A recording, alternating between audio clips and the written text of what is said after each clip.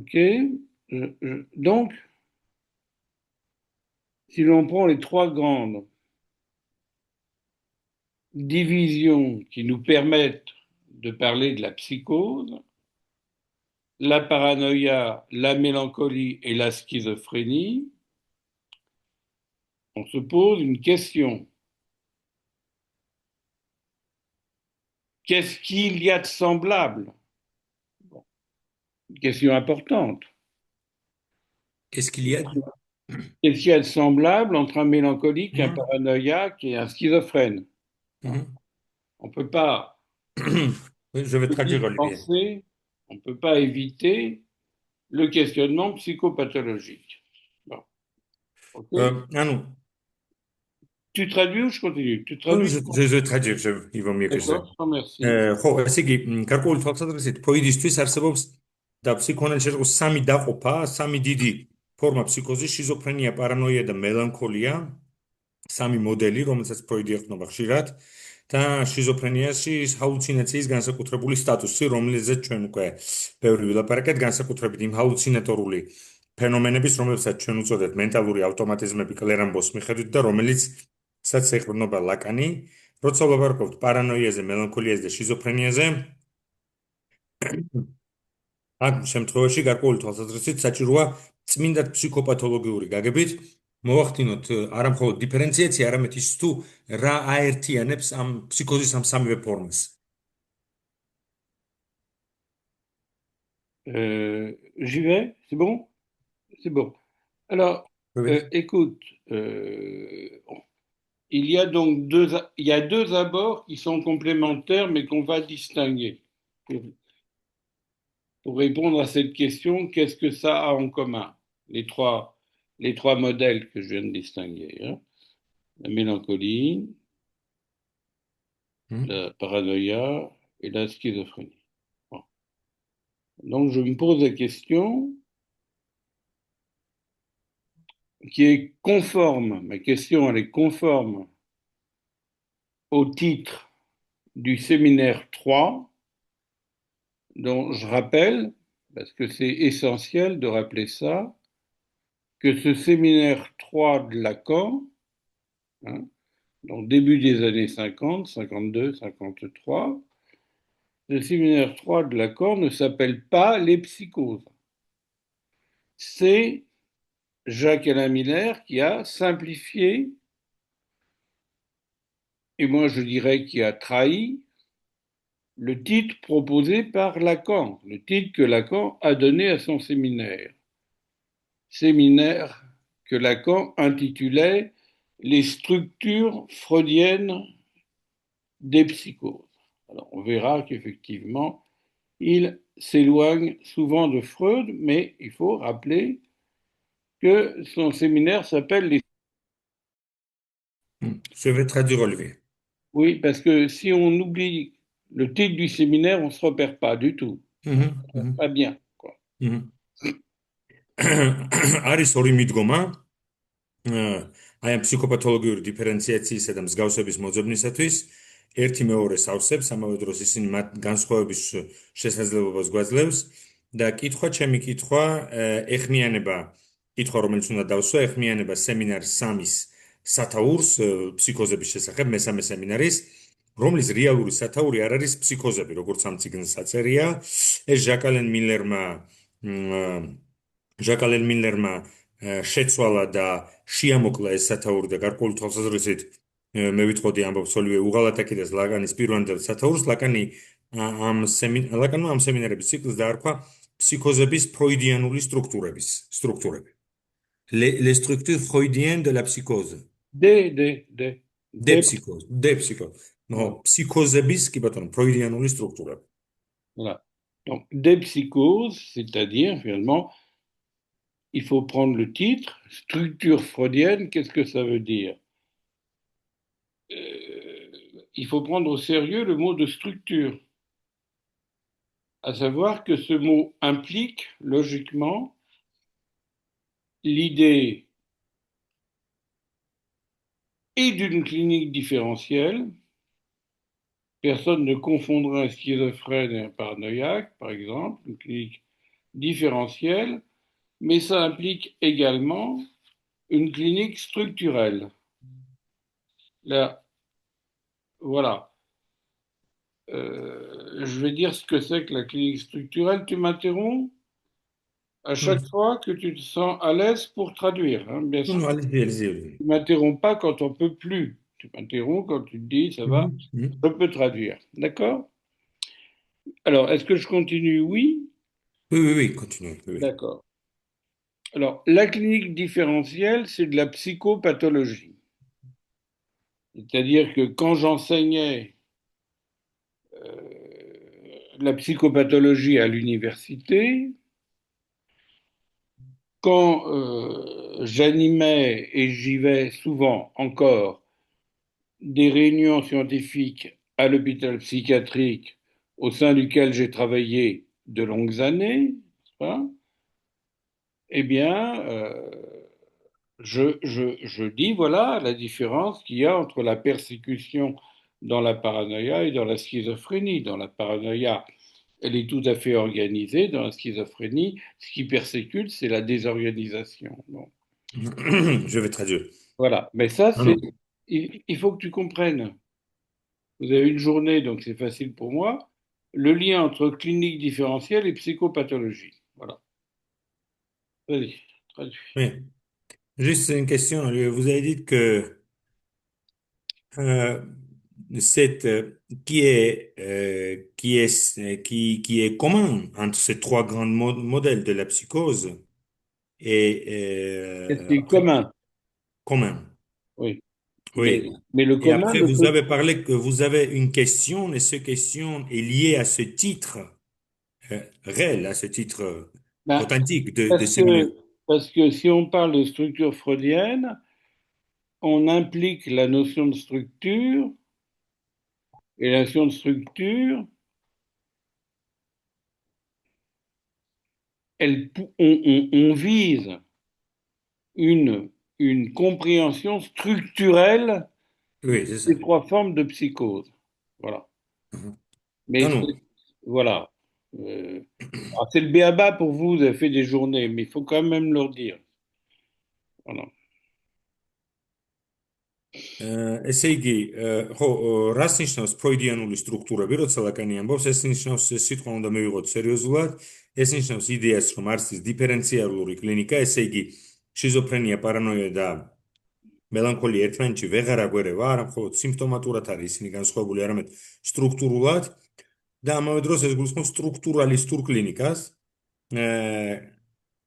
და აქ ჩვენ ვლაპარაკობთ იმაზე, რომ მაგალითად პერსეკუცია პარანოიაში და პერსეკუცია შიზოფრენიის დროს არ არის ერთი და იგივე ფორმის. პერსეკუცია პარანოიის დროს არის მწყობრი სტრუქტურალური, სტრუქტურირებული, უბრალოდ ორგანიზებული პერსეკუცია და შიზოფრენიის დროს ის რაც დევნის და პერსეკუტირებს შიზოფრენიულ სუბიექტს, ეს არის თავად დეზორგანიზაცია. Alors, la psychopathologie, c'est de décrire la mélancolie, la paranoïa et la schizophrénie. Bon. Et on, ფსიქოპათოლოგია არის აღწეროს პარანოია, მელანქოლია და შიზოფრენია.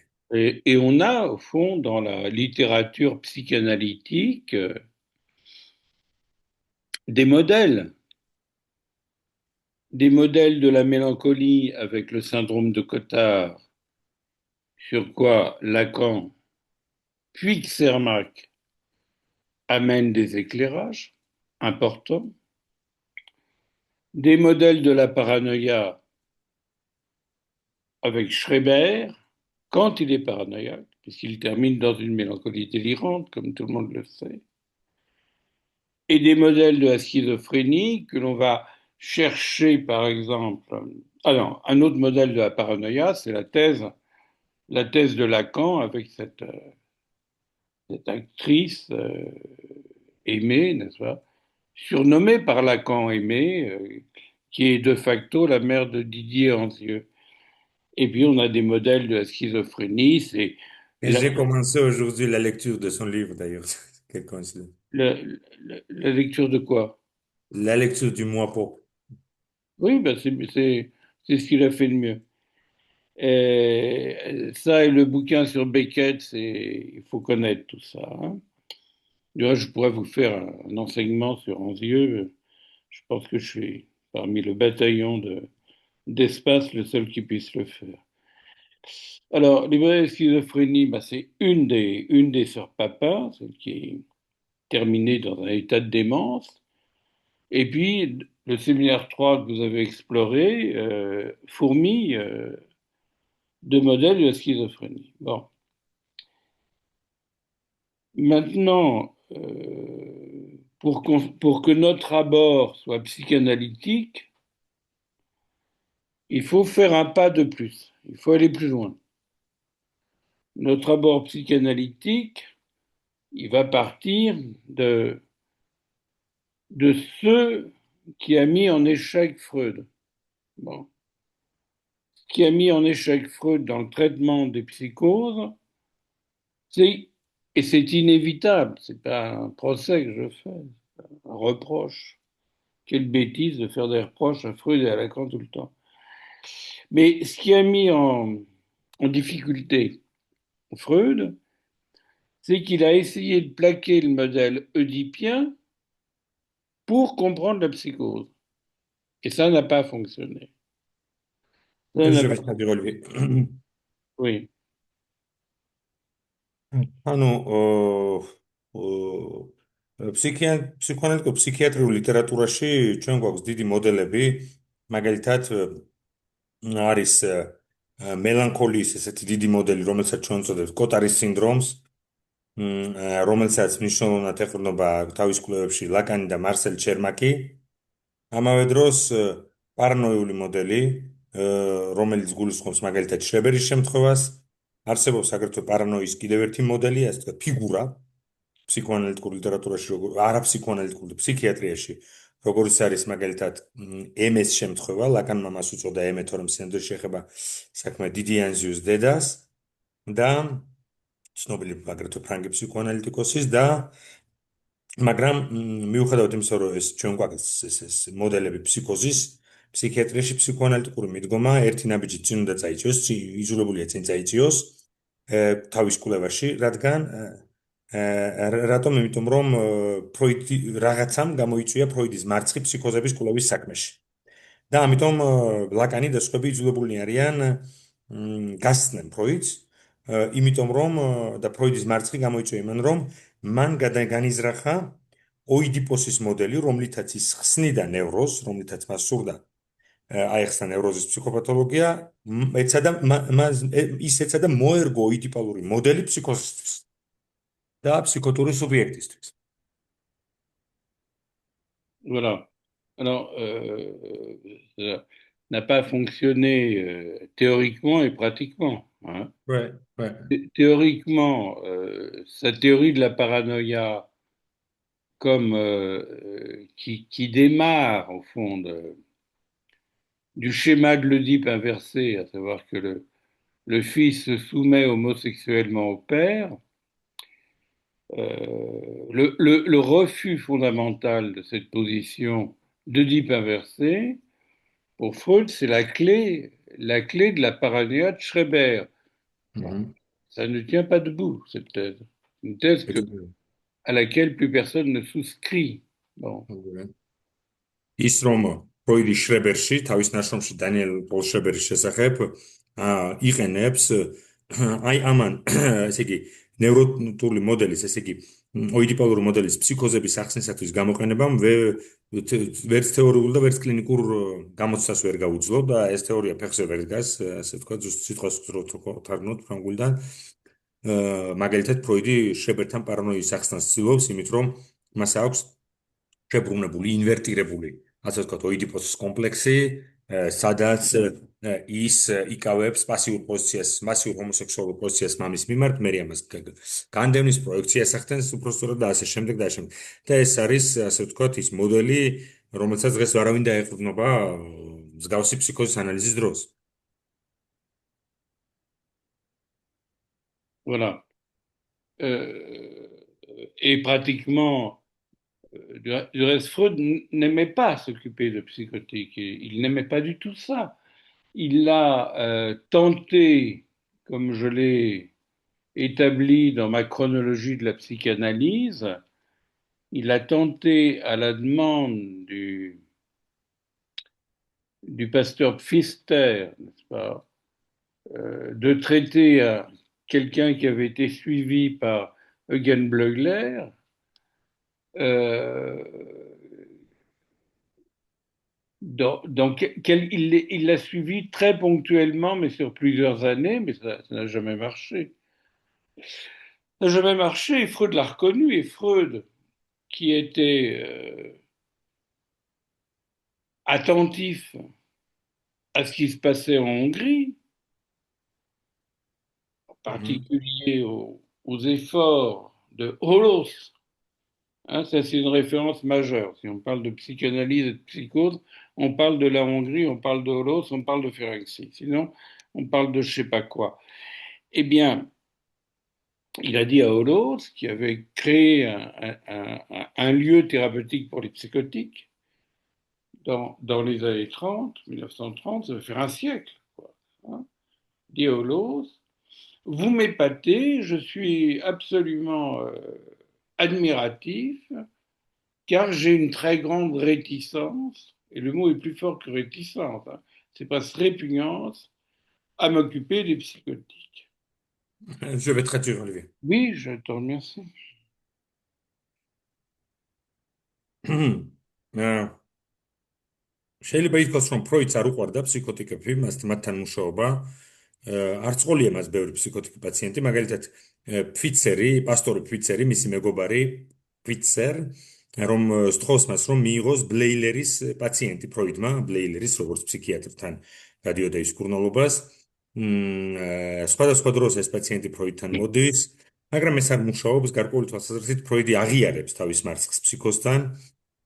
ის მაგრამ ამავე დროს ის ყურადღებით აკვირდება უნგრეთში მიმდინარე პროგმოვლენებს, განსაკუთრებით როცა საქმე ეხება ფერენცის და ჰოლოსს, რომელიც აფუძნებს 1930 წლისთვის, 29-30 წელს ინსტიტუციას, სადაც ის ფსიქოანალიტიკური მეთოდით კურნალობს ფსიქოტიკ პაციენტებს და ფროიდი ამბობს, რომ ის აღფრთოვანებულია მისი ესეთი გადაწყვეტილებით, მისი აი ამ სიმამაცით, რომ და იქვე მას წერს, რომ მე მაგ რეპინიანს, ესე იგი შეიძლება ვთარგმნოთ როგორც ერთგვარი მიუღება, უკუგდება მაქვს ფსიქოტიკების მიმართ, არ შემიძლია მათთან მუშაობა. Oui. Alors, évidemment, enfin, ça sert à rien, mais on peut regretter que la question majeure dont on parle du soin inspiré par la psychanalyse avec des patients en psychose, la question majeure, c'est l'institution. C'est-à-dire dans quelle institution le soin est-il humain? Le soin respecte-t-il la singularité? Le soin n'est-il pas uniquement destiné à supprimer les symptômes? C'est-à-dire que les connaissances qu'on a de la psychose,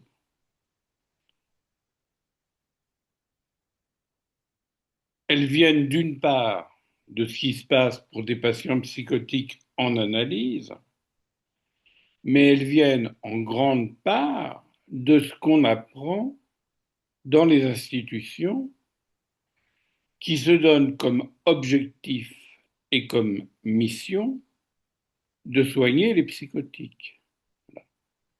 D'ailleurs, les institutions ne fabriquent pas toujours le même type de psychose.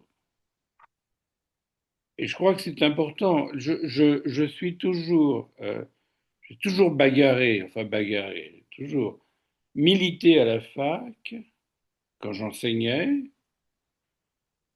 et à l'hôpital, ça allait de soi quand même, c'est un hôpital. Voilà.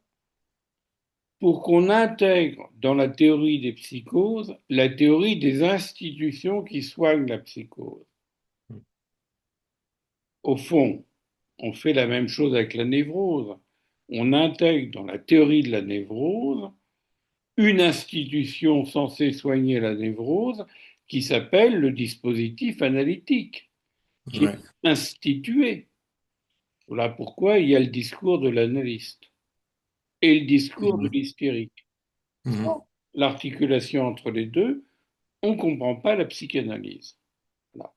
Eh bien, sans l'articulation entre les manifestations de la psychose et le traitement institutionnel des psychoses, on ne comprend pas grand-chose. C'est-à-dire qu'on va se mettre à parler de la psychose comme si ça existait comme ça à l'état pur, avec des tas de schémas, mais enfin, on perd un temps fou, quoi.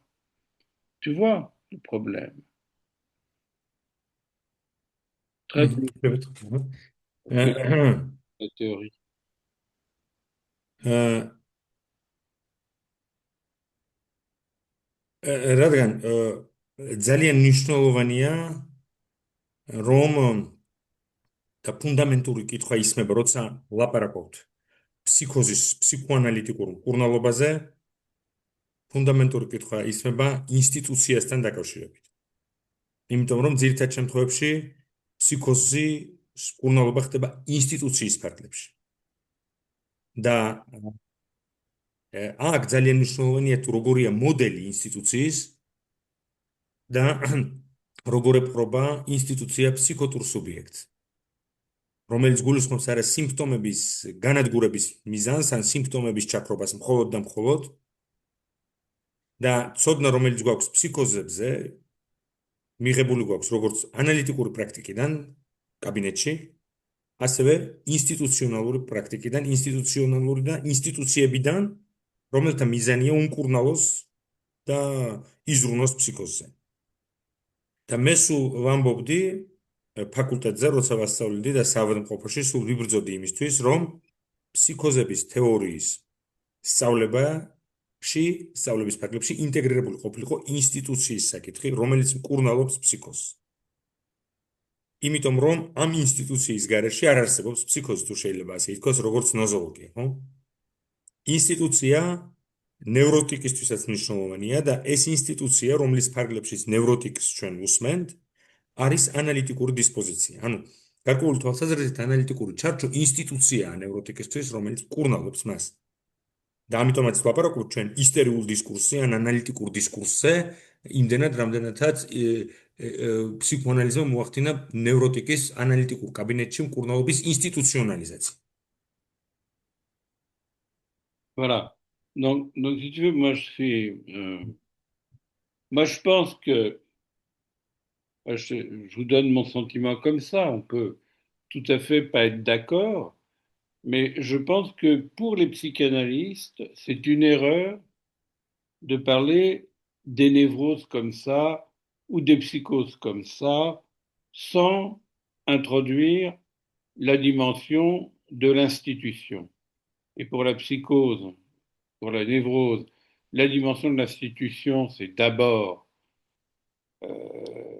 l'institution analytique, non pas en tant qu'organisation des analystes entre eux, c'est pas ça dont je parle, mais ce qui s'institue dans le dispositif analytique. Hein, c'est pas uniquement un divan, un fauteuil. Bon.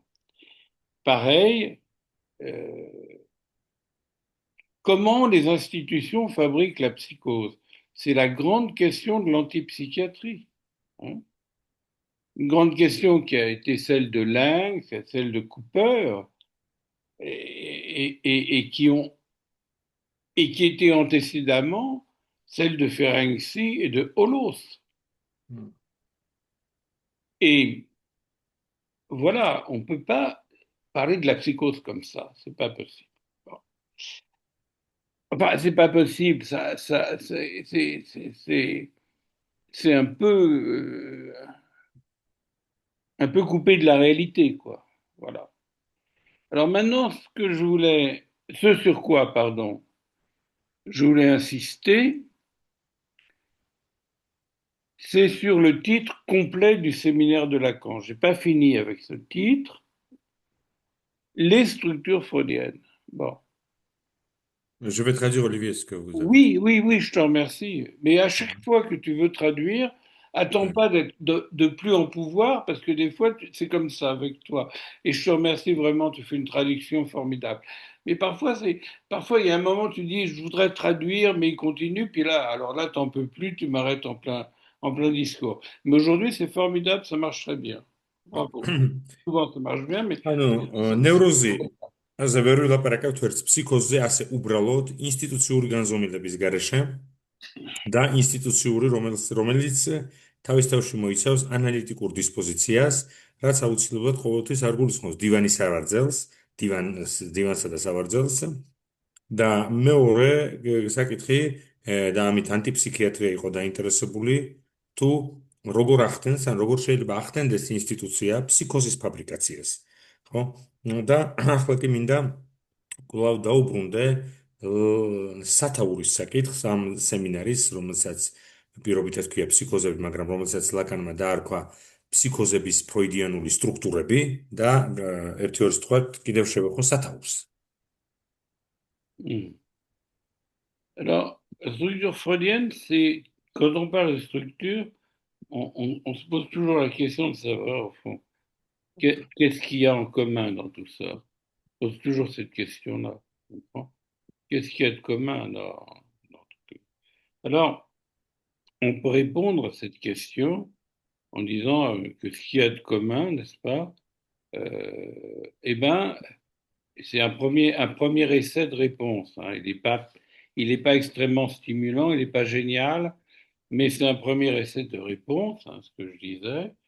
Eh bien, ce qu'il y a de commun, c'est qu'on est fondamentalement pris dans les rapports du sujet au langage. Et ce rapport exclut les ressorts que nous avons pour parler du désir et qui sont communément la métaphore. Donc ça, c'est important. Oui, je vais traduire maintenant. Oui, je t'en Oui.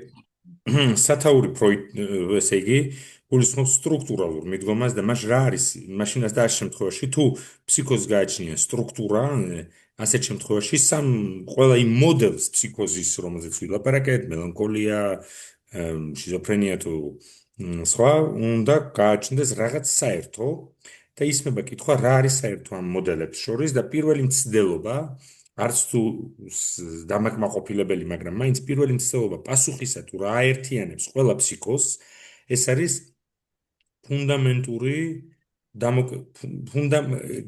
სუბიექტის ურთიერთობა ენასთან, რომელიც ფუნდამენტურად განასხვავებს ფსიქოტიკ სუბიექტს ნევროტიკ სუბიექტისგან და ეს ურთიერთობა ენასთან, რაპორტი ენასთან, მისი პოზიცია ენისადმი გამორიცხავს სურვილის ლოგიკას და გამორიცხავს მეტაფორას. ეს არის ესე იგი პირველი პასუხი. Oui, tu es là? Oui. Moi, je t'entends pas. Tu m'entends? Oui, je vous entends. Bon, alors c'est parfait. Bon, donc d'entrée de jeu, au début de ce que j'ai voulu vous apporter, j'ai dit, voilà, la boussole ne doit pas être l'examen du désir oedipien, qui lui va connaître les lois de la métaphore paternelle, hein, chez Lacan, c'est-à-dire substituer, tempérer l'amour de la mère par l'amour de la loi. Bon. La métaphore paternelle, hein, cette formulation, bien sûr, elle est un peu à nuancer, à critiquer éventuellement, mais il n'y a pas l'idée de la métaphore paternelle. Bon. Et d'autre part, ce à quoi, sous ces trois allures de la mélancolie, de la paranoïa et de la schizophrénie, ce à quoi le psychotique a affaire, c'est à la jouissance de l'autre. Donc, il y a qui est la mauvaise jouissance de l'autre. Qu'il peut, bon, je vous ai dit, absorber dans la mélancolie, systématiser dans la paranoïa et être totalement instrumentalisé par cette mauvaise jouissance dans la schizophrénie. Alors là, nous avons au-delà de la psychopathologie, au-delà de la très nécessaire clinique différentielle, hein, qui se joue en deux temps, hein, la différence névrose-psychose et puis la différence entre les psychoses, c'est la clinique différentielle. Nous arrivons à la question de la structure, de la clinique structurelle. Voilà, traduis cela parce qu'après c'est un peu long. Oui, Merci beaucoup. oui. ხო, ესე იგი, ოიდიპალური სურვილის გამოკვლევა, განდევნილი სურვილების გამოკვლევა ვერ იქნება კომპასი ფსიქოზის კურნალობის დროს, ვერც მეტაფორა და ვერც მამის მეტაფორა, როგორც მაგალითად მამის კომპლექსი ფროიდისთვის და მამის მეტაფორა ლაკანთან, რომელიც არის ტემპერირება დედის სურვილის, კანონის დედის სიყვარულის სტაბილიზირება კანონის სიყვარულით.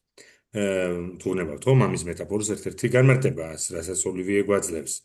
მეორე რაც ფსიქოტიკს აკავშირებს, ამ სხვადასხვა ფსიქოს ერთმანეთთან აკავშირებს და როგორც თქვით ეს უკვე, ეს არის ტკბობა დიდი ზღვის, ეს არის ტკბობის და არა სურვილი, იყო ტკბობის ობიექტი, პარანოის დროს ეს ტკბობა არის სისტემატიზირებული, შიზოფრენიის დროს სუბიექტი ინსტრუმენტალიზირებულია სრულიად ამ ტკბობით, მელანქოლიის დროს ის არის საშინლად დამძიმებული და ბრალდებული ამ ტკბობით. და ახლა ვისაუბროთ მიღმა დიფერენციალური კლინიკისა, დიფერენციალური კლინიკისა, რომელიც გულისხმობს არა მხოლოდ ნევროსა და ფსიქოს შორის დიფერენციაციას, არამედ დიფერენციაციას ფსიქოზებს შორის. Oui, alors ça c'est important. Bon, alors évidemment qu'il ne suffit pas de dire il n'y a pas il n'y a pas de métaphore, etc. Il ne suffit pas de dire ça. Il ne suffit pas de dire des choses comme ça. Il faut ensuite expliquer ce que c'est spécifique. C'est pour ça que Lacan propose une définition de la spécificité de la psychose, de l'ensemble des psychoses, en parlant de la forclusion du nom du père.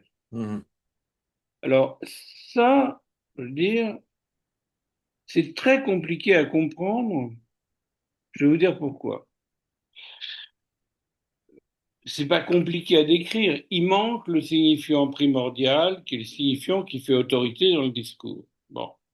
Et qui permet l'accroche des autres signifiants. Donc le S1, S2. Bon. Ça, on peut raconter ça comme ça, facilement, mais bon, ça mène pas loin. Et la difficulté que nous avons, elle tient à notre abord des textes, qui est nécessairement contradictoire. C'est-à-dire que nous travaillons séminaire après séminaire. C'est pour ça que la fois dernière, j'avais beaucoup insisté sur le transfert. Mais en même temps, il y a des notions dans des séminaires qui vont prendre sens, qui vont se déplier bien après. Et la notion de forclusion du nom du père, elle ne se déplie que dans le séminaire le symptôme. Hein. Symptôme. Oui. Donc voilà, c'est compliqué de maintenir à la fois qu'il faut travailler lentement sur ce rythme épatant et nécessaire. Une année, un séminaire, mais en même temps, on n'est pas les contemporains de Lacan. On lit les séminaires avec en tête, pour ceux qui sont intéressés à la question de la psychose, et je trouve génial que vous ayez une journée dont j'ai vu les photos, vous aviez l'air tout heureux, toute heureuse, ça me fait du bien. Mais on lit le séminaire 3 avec le séminaire sur le symptôme. C'est pas possible de faire autrement. Voilà, très bonne recommandation pour notre groupe. Je vais traduire Olivier. Traduire, ესე იგი არ არის ხო, საკმარისი იმის თქმა, რაც თქვით, საჭირო ახსნა, თუ რატომ ხდება ეს ფსიქოზის დროს და ამ ხსნელ კონსტრუქტს, რომელსაც ლაკანი თავაზობს ფსიქოზებისთვის და რაც სპეციფიურია ამ ყველა ფსიქოზისთვის, ეს არის ის, რასაც იწოდებს მამის სახელის ფორკლუზიას.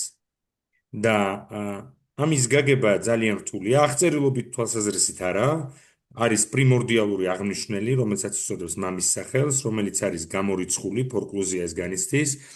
ეს აღნიშნული პრიმორდიალური არის მეტრი აღნიშნული, რომელიც პასუხს აგებს სხვა აღნიშნულთა აზრობრივ წყობაზე, როდესაც ეს მთავარი საყრდენის გამოშლა ხდება აღნიშნულების შორის ყოველგვარი კავშირი ირღვევა, სუბიექტი აღარ გამოხატავს აღნიშნული აღარ გამოხატავს სუბიექტს მეორე აღნიშნულისთვის და მიმართება S1-ისა და S2-ს შორის, ანუ სუბიექტი აღნიშნული პრიმორდიალური აღნიშნულით და სუბიექტი აღნიშნული, ესე იგი, სხვა აღნიშნულისთვის არის ჩამონგრეული, აღწერილობითად ესე შეიძლება ვთქვათ, მაგრამ უფრო რთულია სინამდვილეში ეს საკითხი და საერთოდ იმისთვის რომ გავიგოთ მამის სახელის ფორკლუზია, რომელსაც ლაკანი ლაპარაკობს სემინარში 3, აუცილებელია რომ ჩვენ წავიკითხოთ ამ სემინარის შემდეგ სემინარი სენტომ, რომელიც არის ერთ-ერთი გვიანდელი სემინარი და სწორედ სემინარში სენტომ ხდება გასაგები საბოლოო ჯამში თუ რას გულისხმობდა ლაკანი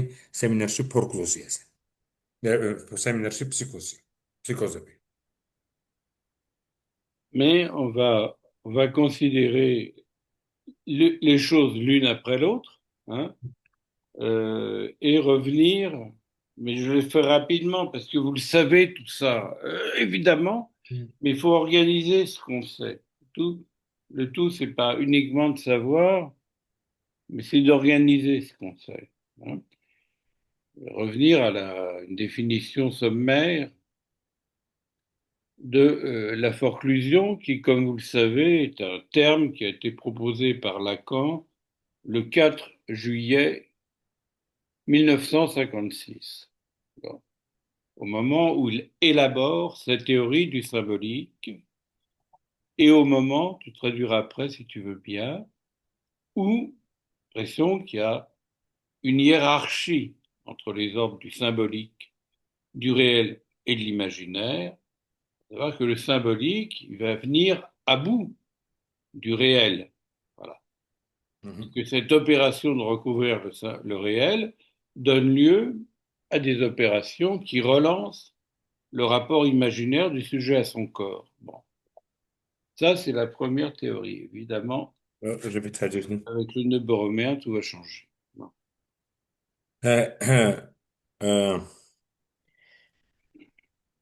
ხო, ლაკანი ლაპარაკობს ფორკლუზიაზე 4 ივლისს 1956 წლის. ეს ის დღეა, როცა მას შემოაქვს ეს, ესე ვთქვათ, თეორიული კონსტრუქტი და სიმბოლურის და ის არის იმ პერიოდში თავისი თეორიული წიაღსვლების, როდესაც ის ცდილობს ბოლომდე დააფუძნოს, დააფუძნოს სიმბოლურის, როგორც რეგისტრის სიმბოლურის კონცეფტი და ჩვენ ვიცით რომ იერარქიას ქმნის ლაკანი, როდესაც სიმბოლური, რეალური და წარმოსახვითზე საუბრობს, სადაც ის ანიჭებს მნიშვნელოვან უპირატესობას სიმბოლურის რეგისტრს, რომელიც ფარავს რეალურის რეგისტრს, რომელიც აი ასე თქვა ამ ხველს ამოქოლავს და რომელიც აორგანიზებს წარმოსახვითის რეგისტრს. მაგრამ ჩვენ ვიცით რომ მომავალში ეს მნიშვნელოვნად შეიცვლება ბორომეული კვანძის ცნების შემოტანასთან ერთად. Bien. Alors, évidemment,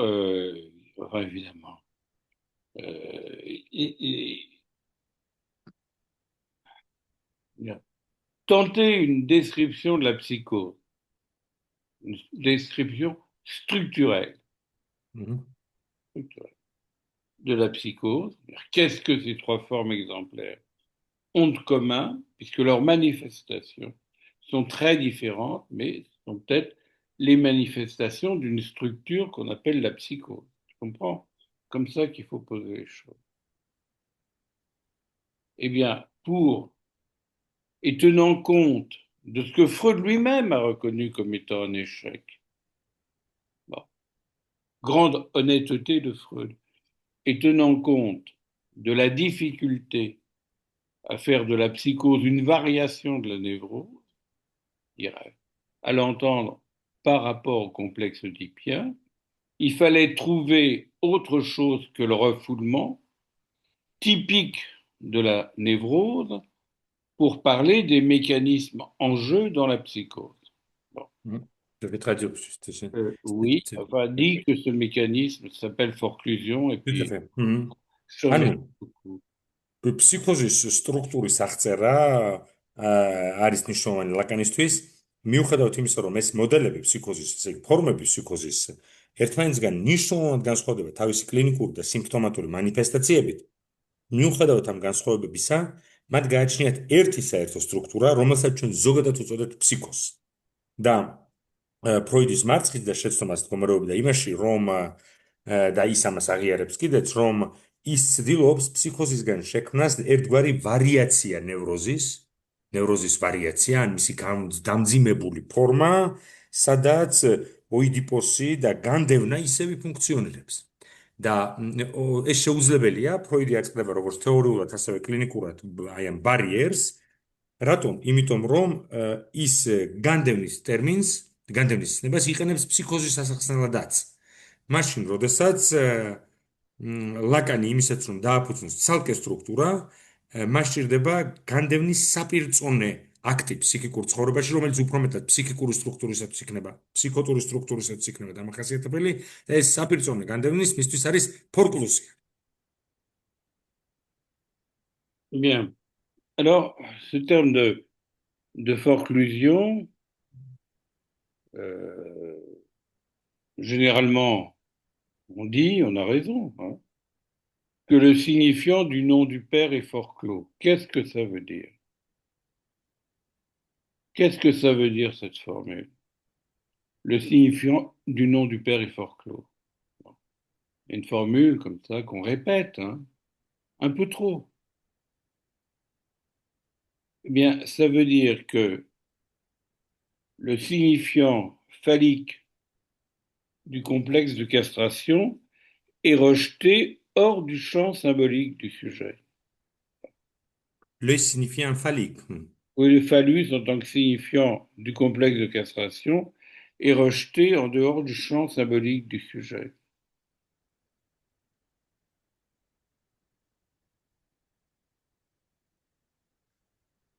Et rejeté en dehors du champ symbolique oui. du sujet. Voilà.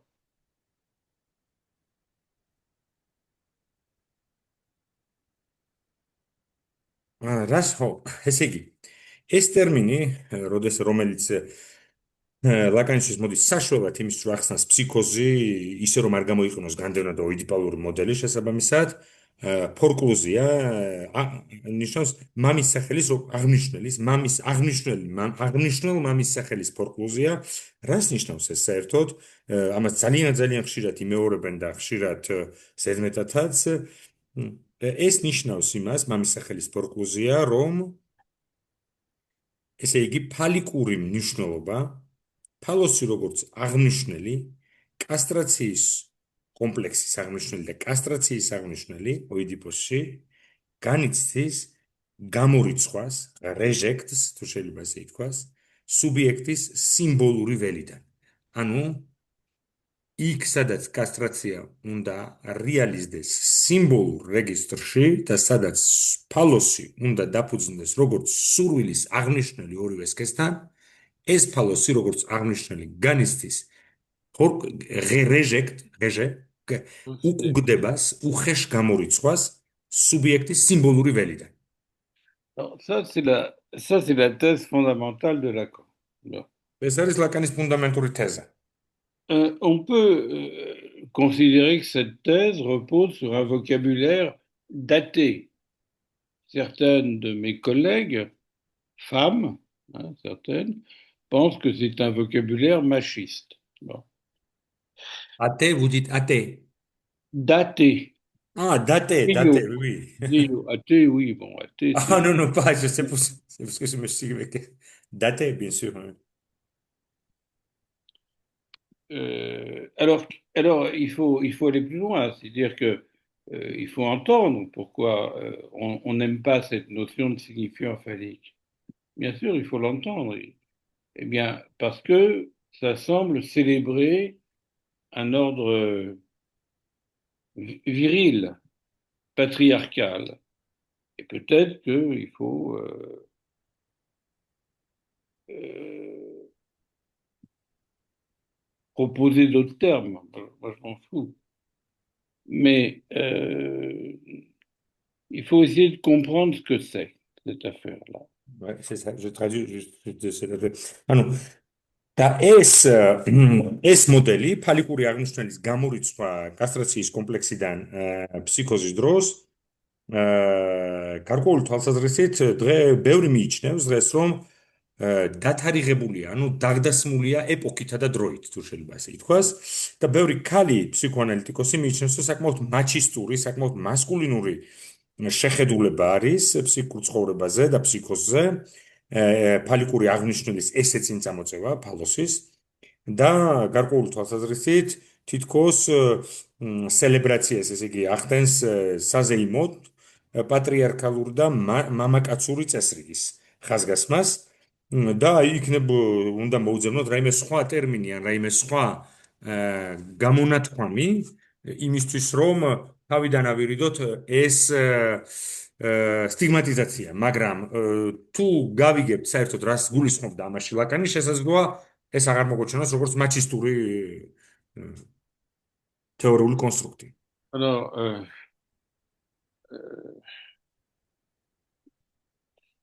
c'est quand même une vraie question.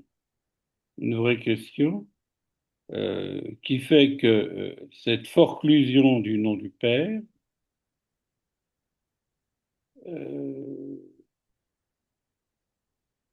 obère, empêche des liens entre signifié et signifiant. Voilà.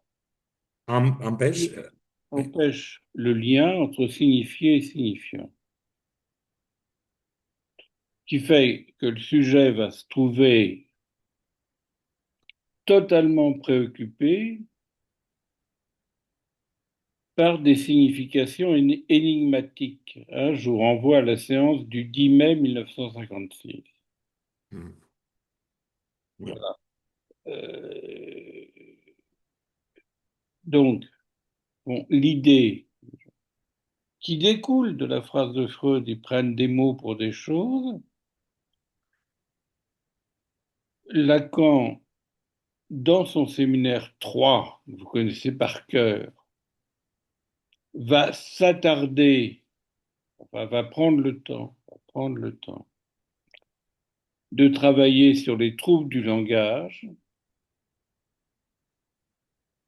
et il va démontrer que ces troubles du langage correspondent à un manque d'accrochage entre le signifiant et le signifié. Voilà. Donc une absence de la métaphore. D'accord. Alors là, je vous renvoie. Je vais traduire, Olivier. Oui, je t'en prie. Oui. Non. ფორკუზია მამის სახელის სინამდვილეში რას აკეთებს? ხელს უშლის კავშირის დამყარებას, კავშირის დაფუძნებას აღნიშნულსა და აღსანიშნულს შორის. ესე იგი, და ამ თვალსაზრისით უცბად რაღაცეები ხდება უაზრო სუბიექტისთვის, ენიგმატური, ესე იგი სუბიექტის სრულიად შეპყრობილია ენიგმატიკური აღნიშნულით, გადაიკითხეთ, ასე იგი ოლივე ამბობს 10 მაისის სემინარი 1956 წლის. ფროიდი ხომ ამბობს, რომ სიტყვებს ფსიქოტიკი ისე ეპყრობა, როგორც საგნებს, როგორც ნივთებს, თითქოს ისინი მოწყვეტილნი იყვნენ თავიანთ უნივერსალურ მნიშვნელობებს, ესე იგი რითიც ისინი მიმული არიან აღსანიშნს. და ლაკანი აქ ამბობს, რომ როცა ფსიქოზის დროს ჩვენ ყოველთვის ვაწყდებით ენის აშლილობებს, ენის პერტურბაციებს, ეს არ არის მეტყველების დარღვევა, ამ სიტყვის განვითარების ფსიქოლოგიის გაგებით. პრობლემა მდგომარეობს იმაში, რომ არ არსებობს აკოშაჟ არის ჩამოკიდება მამის სახელის ფორკლუზია შეუძლებას ხდის, რომ აღნიშნულმა დაიჭიროს აღსანიშნი და დაიწყოს დისკურსი. რატომ? იმიტომ რომ მეტაფორა არ მუშაობს. ანუ მეტაფორა არის ის გადაბმის წერტილი, რომელიც შეძლებს ხის, რომ ენა მოწყდეს საგანს. Alors, je vais tenter d'aller un petit peu tranquillement avec cette histoire. Bon. On voit très bien qu'ici, alors, je ne sais pas comment vous le dites en géorgien, je sais pas. On voit très bien qu'ici, le phallus n'est pas l'organe pénien. Mhm. Pas l'organe pénien. Bon, Lacan se réfère à des impressions qu'il a eues de cultes phalliques, qui ne sont pas des cultes de la virilité, comme on peut en voir en Inde, etc. Il y a tout un arrière-plan, on va dire, anthropologique que Lacan connaissait mieux qu'on ne le pense, voilà, qui se réfère à ces cultes de la puissance et de la jouissance des dieux. Bon. Ça, c'est le background. Ces cultes n'ont jamais célébré le pénis. Du reste, on peut. Alors, qu'est-ce qui est en jeu? L'opération humaine fondamentale, c'est de donner un sens à la jouissance. C'est l'opération humaine fondamentale. Une, une signification. Voilà. À ce moment-là, le phallus ne représente pas l'organe pénien en érection. Il faut quand même insister là-dessus. Mais il est le signifiant de la jouissance.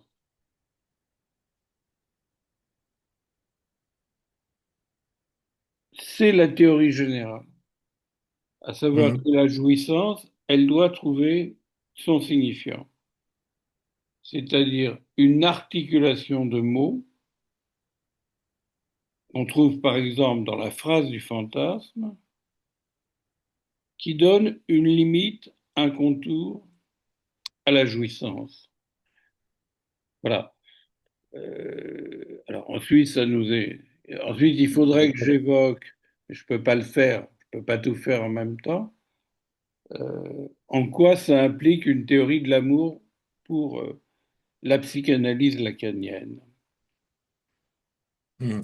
ანუ ფალოსი არ არის პენისი როგორც ორგანო არ არის და ამავე დროს ნიშნულოვანია რომ სხვა კულტურებში არის ფალოსის კულტი მაგალითად ინდოეთში და სხვაგან ყველგან ჩვენთანაც იყო აღმართული ფალოსის კულტი რომელიც აღნიშნავს ძალაუფლებას ტკბობას ოღონდ ღმერთების ტკბობას და ნაყოფიერების სიმბოლო შეიძლება იყოს მაგრამ ეს არ არის პენისის კულტი თუ შეიძლება ასე ითქვას და საქმე იმაშია, რომ გარდა ამ ანთროპოლოგიური ასპექტებისა, რომელიც აგრეთვე ამას ადასტურებს, საქმე იმაშია, რომ ადამიანად ყოფნა გულისხმობს ფუნდამენტურ ოპერაციას, მისცეს აზრი სუბიექტმა, მიანიჭოს მნიშვნელობა, სიგნიფიკაცია ტკბობას, პირველად ფორმებს, ყველაზე ფორმებს ტკბობის. და ფალოსი არ არის ერეგირებული პენისი, მაგრამ ის არის აღნიშნული ტკბობის. ეს არის ზოგადი თეორია, რასაც ახლა ვაპარაკობთ, ესე იგი, რაც ნიშნავს იმას, რომ ტკბობამ, ანუ უნდა იშოვოს, უნდა მოძებნოს აღნიშნული, რომლითაც ის იქნება სიტყვასა და ენაში არტიკულირებული და ამ თვალსაზრისით, გარკვეული თვალსაზრისით შესაძლებელი იქნება ამ ტკბობის თქმა და განსაკუთრებით ეს უკავშირდება ლაკანიანურ თეორიას სიყვარულზე და სადაც სიყვარულში ფალიკური კომპონენტები წამყვან მნიშვნელობას იძენს, სადაც ტკბობა არის კონდენსირებული და ესე იგი ფალოსი არის ის აღნიშნული, რომელიც სუბიექტს ფალიკურ პოზიციაში მყოფ სუბიექტს ალაპარაკებს ტკბობაზე, ანუ შესაძლებელს ფრის ტკბობის არტიკულირებას, მის თქმას. Voilà. Alors, on va essayer d'être un peu précis, un peu simple aussi. Euh,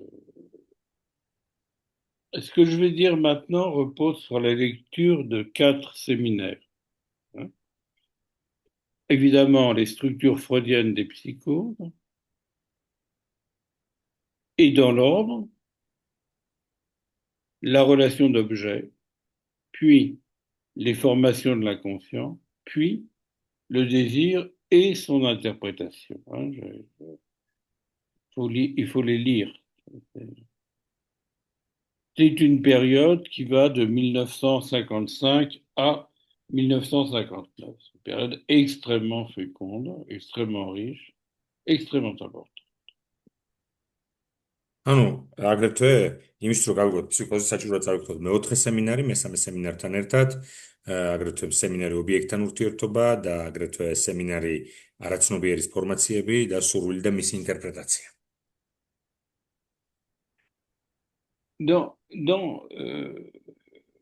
Dans ces séminaires, Lacan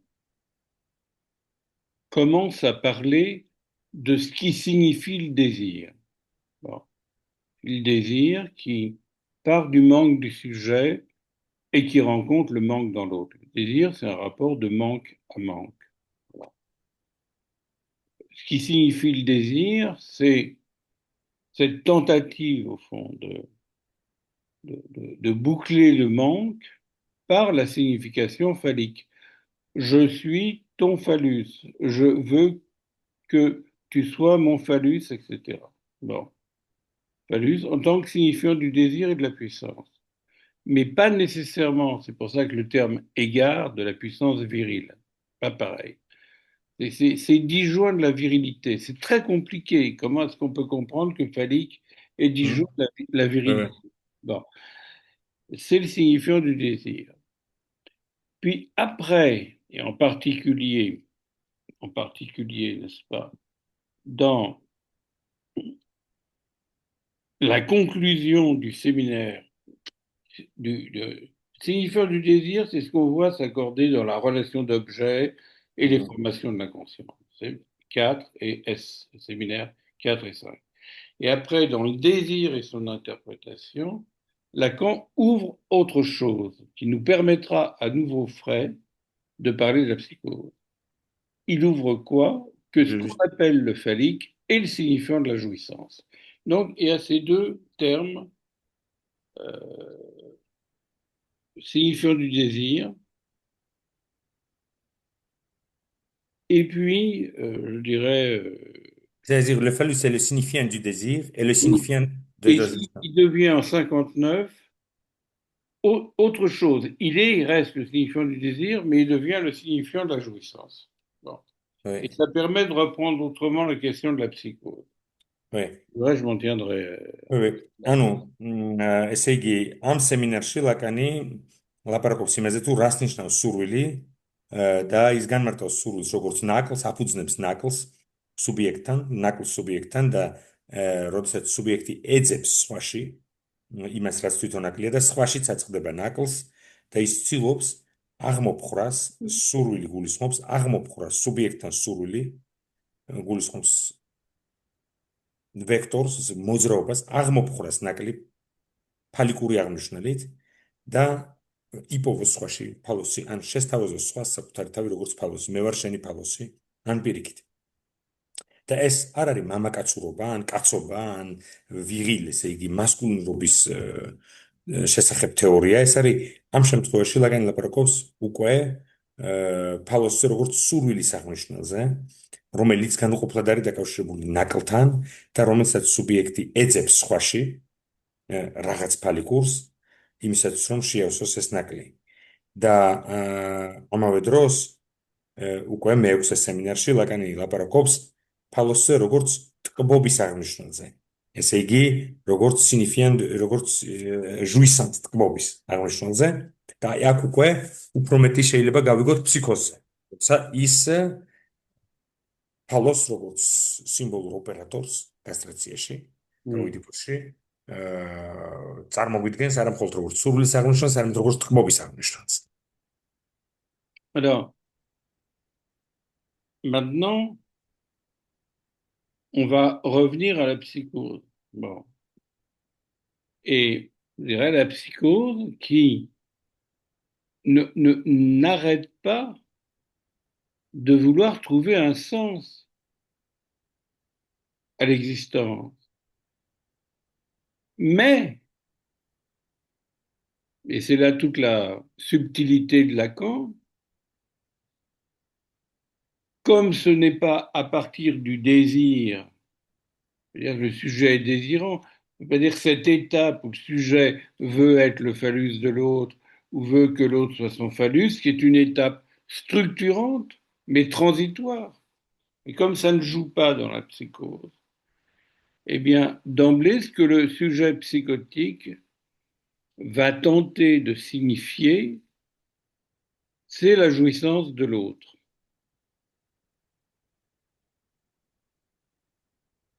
Vous me direz, j'ai parlé de l'institution, puis je semble l'avoir oublié. Olivier, vous dites que, c'est-à-dire, il y a justement une phase, une étape, on peut dire logique, où le sujet tente d'être le phallus de l'autre Ou, oui, ou que l'autre soit son phallus. ou l'autre soit son phallus. C'est Bah étape oui, comme nécessaire. les mecs Mais qui... dans la psychose, on n'est pas à ces jeux. Non, non, non, on n'est pas là-dedans. Il faut Oui, signifier la jouissance. Bon, il faut signifier la jouissance de l'autre. oui, voilà. Avec son corps, avec toute son... On verra ça plus tard. Là, tu complètes ce que je dis et c'est à la fois vrai et pas vrai. On verra plus tard. Tu as raison de remettre le corps puisque je vais parler de l'institution. Mais Oui. traduis strictement ce que j'ai dit et après, Non, non, je le vous ai corps, posé juste une question. J'ai rien oui, et traduit. elle est importante ta question. Mais ou tu traduis ou on a une discussion tous les deux. C'est compliqué de faire les deux. Donc après, Daubrundet, j'intègre. psychose. Vas-y, vas-y, vas-y. Après, j'intègre ta question dans ce que je vais dire. Vas-y. Daubrundet, psychozes საკითხს, ფსიქოტიკის სულ ეძებს, აზრს, ისეძებს, ისიოს მიანიჭოს აზრი მნიშვნელობა მის არსებობას, საერთო არსებობას და რეალობას, მაგრამ განიცდის გარკვეულ მარცხს ამ მიმართულებით და აქ ჩანს ისევ თარგმნი როგორც ჩავწერე წვეტილად, იმიტომ რომ აქ ჩანს ლაკანის დახვეწილობა, ლაკანის აზროვნების სიღრმე, რომ მაგალითად ძალიან მნიშვნელოვანი ეტაპია და ფაზა სუბიექტის ცხოვრებაში, ბავშვის, როდესაც ის სხვას თავაზობს საკუთარ თავს როგორც ფალოს, ის არის სხვისი ფალოსი, ან ცდილობს რომ სხვა იყოს მისი ფალოსი. სხვა გამოიყენოს როგორც ფალიკური ბრწყინვალებისთვის, ფალიკური სისავსისთვის. ან თავად უზრუნველყოს სხვაში ფალიკური სისავსი. მაგრამ ეს გარდამავალი მომენტია, გარდამავალი პერიოდია და ფსიქოტიკთან ჩვენ ეს პერიოდი არ გვაქვს. პირიქით ფსიქოტიკი ცდილობს აღნიშნოს სიგნიფიკაცია მიენჭოს ფალიკური აზრი მიენჭოს სხვის თქმობას და ამ ჩვენ სიტყვის ალბათ ოლივიე. Oui, alors, ce, ce que je peux dire là, puisque Guy a eu la bonne idée de parler du corps, c'est qu'effectivement, dans le défaut de se construire un corps imaginaire qui serait mis en jeu dans la relation à l'autre, c'est au plan du corps réel que se passent dans la psychose des effets de jouissance. Seulement, il faut rajouter quelque chose. Il faut rajouter que dans la psychose, il y a une invention des dispositifs pour localiser la jouissance, pour la calmer. Alors, cette invention de dispositif, on la connaît sous sa forme psychopathologique. Le paranoïaque va localiser la jouissance de l'autre par son délire. La chance de l'autre, c'est de me persécuter. Le mélancolique va se faire une espèce de jouissance immonde, dégueulasse, qu'il faut retrancher du monde. Le schizophrène va être accablé par la jouissance de l'autre dans ses hallucinations. Donc, ce rapport du sujet qui ne peut pas signifier la jouissance autrement que par des manifestations hallucinatoire et délirante, on le connaît. Bon. Oui, bien sûr, bien sûr. და მე ვახსენე უბრალოდ სხეული და ხო, ესე იგი საქმე ხება სხეულს ამავე დროს, ესე იგი, როდესაც ფსიქოტიკი ცდილობს მიანიჭოს ნიშნულობას სხვის თქმობას, ის ამავე დროს იყენებს თავის სხეულს ამ ტკბობას საკუთარ სხეულზე იღებს, საკუთარ თავზე იღებს, როგორც საკუთარ სხეულზე და არა წარმოსახვით სხეულზე, არამედ ამ ტკბობას აქვს რეალური ეფექტები, სხვის ტკბობას აქვს რეალური ეფექტები, უпростоრად ეფექტები ფსიქოტიკის რეალურ სხეულს. ანუ ეს არ არის ეროტიზირებული ისტერიული სხეული. ფსიქოში რეალურ სხეულში ხდება სხვისი თქმობის უგნებავთ სხვის თქმობის ადგილი ხდება ფსიქოტიკის სხეული და ფსიქოტიკი იგონებს ცდილობს ენვანსიონეს, იგი გამოიგონოს გარკვეული ფსიქიკური დისპოზიცია იმისთვის, რომ დაამშვიდოს, დაასტაბილუროს ეს სხვისი თქმობა და ამავე დროს მოახდინოს მისი ლოკალიზაცია, გარკვეული თვალსაზრისით, მისი ეს მასიური და ტოტალური ეფექტი ლოკალური ლოკალიზაცია მოახდინოს და ის ამას ახორციელებს ბოდვით და ჰალუცინაციით, რომ მაგალითად მე სხვამდევნის სხვა ჩემთვის ცუდი უნდა ისაგებს თელ კონსტრუქცია იმისთვის, რომელიც უნდა დაიტიოს უზარმაზარი თქმობა სხვის. ეს თქმობა გულისამრევია მისთვის. მაგალითად, შიზოფრენიულ პაციენტი ჰალუცინაციების ქვეშ ვიზუალური იქნება ეს თუ სმენითი, არის აკაბლე, არის აკალებულია, ესე იგი, ამ სხვისი თქმობით. Voilà. Mais tu vois, je pense qu'il y a une erreur chez un certain nombre de mes collègues psychanalystes en France. C'est une erreur d'aiguillage, en quelque sorte. C'est une erreur d'orientation Ouais. qui font qu'ils ne parlent de la psychose qu'à partir de la psychopathologie. Or, le travail institutionnel avec des psychotiques, pas un travail seulement centré sur la psychopathologie. C'est un travail qui est centré sur la restauration des rapports du sujet à son corps. Le travail institutionnel, c'est ça? Oui.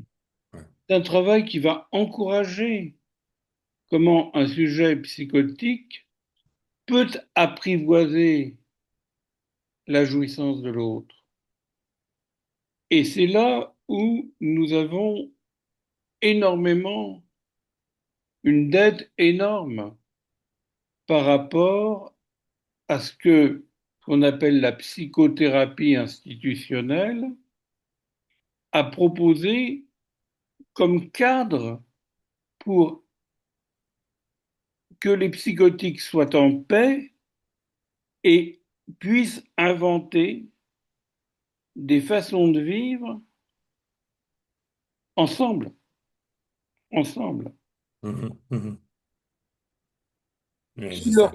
Qui leur permettent de trouver des dispositifs pour ne pas être torturés par la jouissance, hein, du fait qu'il y a une forclusion de ce double montage, signifiant du désir, signifiant de la jouissance.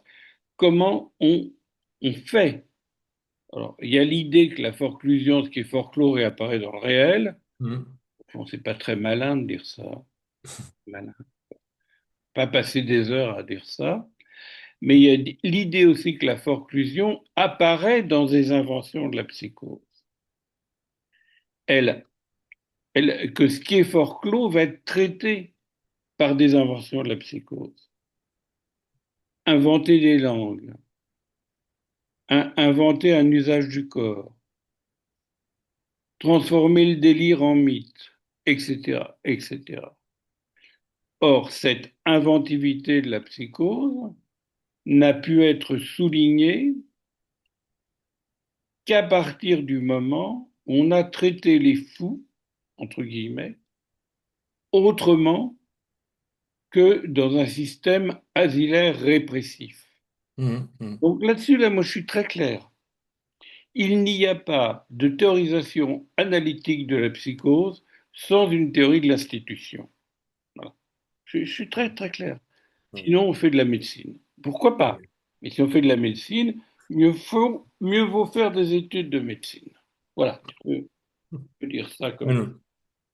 Donc, მე ვფიქრობ, რომ ზოგიერთი კოლეგა შეცდომით წარმოიდგენს ხოლმე, შეცდომას უშვებს, როდესაც ისინი ლაპარაკობენ ფსიქოზე მხოლოდ ფსიქოპათოლოგიის კუთხიდან, იმიტომ რომ უმნიშვნელოვანესია ინსტიტუციური პრიზმა ფსიქოზთან მუშაობის დროს, რადგან როგორც ჩვენ თქვით, ფსიქოტიკი აღმოაჩენს იგონებს შემოქმედებითად ყველანაირად ცდილობს რომ ამ სხვის თქმობას მოუძებნოს გარკვეული სხეული, გარკვეული ლოკალიზაცია ბოდვითი კონსტრუქტებით და ასე შემდეგ და ინსტიტუცია სწორედ უნდა ეხმარებოდეს ფსიქოტიკს ამ სამუშაოს შესრულებაში ისე რომ ეს დაცვები, რომელსაც იმუშავებს ფსიქოტიკის სხვისი თქმობისგან თავის დასაცავად, არ იყოს ზედმეტად პათოლოგიური და რომ ინსტიტუციამ უზრუნველყოს და აღადგინოს კავშირი დაკარგული ფსიქოტიკსა და მის სხეულს შორის და რომელიც მთლიანად არის აბსოლუტურად ველი დიდი სხვის თქმობის ეს სხეული და ინსტიტუციონალური ფსიქოთერაპია, სწორედ ინსტიტუციის ფარგლებში ფსიქოთერაპია გულისხმობს, რომ სუბიექტმა და ინსტიტუციამ და ფსიქოტიკმა სუბიექტმა ერთად შექმნან ეს დისპოზიცია, ნახონ იპოვონ ერთად გამოსავალი და როდესაც ამბობენ ის რაც განიცდის ფორკლუზიას, განდევნილია სიმბოლურიდან და ბრუნდება რეალურიდან ბრუნდება აღმოცენდება რეალურში, ძალიან ადვილია ეს სათქმელად, იმიტომ რომ ძალიან გამარტივებულია ეს, იმიტომ რომ საქმე ეხება იმას, რომ სინამდვილეში ის რაც ფორკლუზიას განიცდის ფსიქიკურ ცხოვრებაში, გარდაიქმნება ბოდვად, ან გარდაიქმნება ისეთ შემოქმედებით და ენვანსიონ არის აღმოჩენაში, როცა სუბიექტი ცდილობს აღმოაჩინოს, შეიმუშაოს, თუ შეიძლება ასე ითქვას, ფორმაციები, ანუ ის რაც ფორკლუზირებულია, უბრალოდ კი არ აღმოცენდება რეალურში, არამედ გარკვეული თვალსაზრისით ხმარდება აი ამ ფორმაციებს და ინსტიტუციამ სწორედ უნდა მისცეს შესაძლებლობა სუბიექტს და დაეხმაროს ამაში. და მე ვფიქრობ, რომ ფსიქოზე თუ ვილაპარაკებთ აი ამ ინსტიტუციონალური ფუნქციის გარეშე, მაშინ ჩვენ ვლაპარაკობთ ან უბრალოდ ფსიქოტიკისთვის შექმნილ თავშესაფრებზე, აზილ, როგორც ბანაკებზე, ან წმინდა წყლის მედიცინაზე. და რატომაც არა, თუ მაშინ დარჩეს ფსიქიატრია მხოლოდ წმინდა წყლის სამედიცინო დარგი, მაშინ მხოლოდ რჩება მედიკამენტი. Alors, est-ce que maintenant, alors, deux remarques, parce qu'on va passer aux questions. Du reste, tout ça, je le reprendrai quand on parle du transfert, mais deux remarques. La première remarque, c'est que souvent l'écriture sert au sujet à reconstruire un monde. Bon.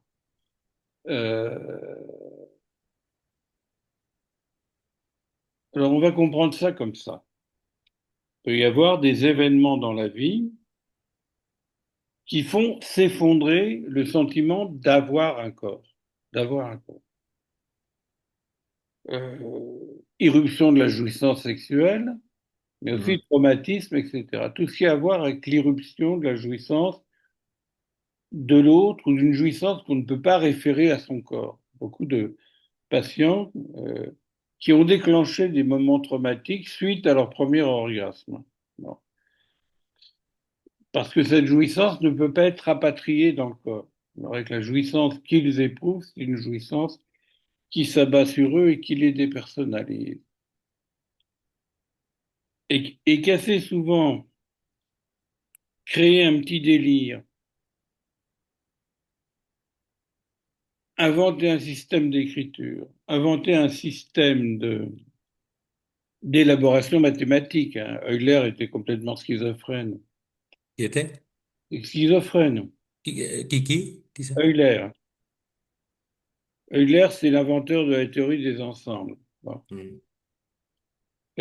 Inventer des choses qui peuvent être reprises par l'autre. La théorie des ensembles, c'est pas un délire privé d'Euler. C'est pas bon, passons.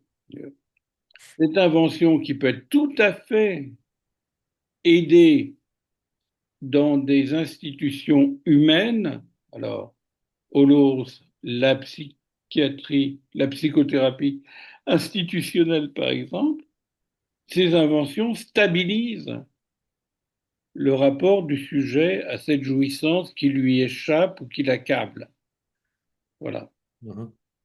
Donc, ce qui est visé et dans le travail analytique, je pense là aux patients psychotiques qui viennent me voir et qui vont rester longtemps, qui viennent me voir quand ça ne va pas.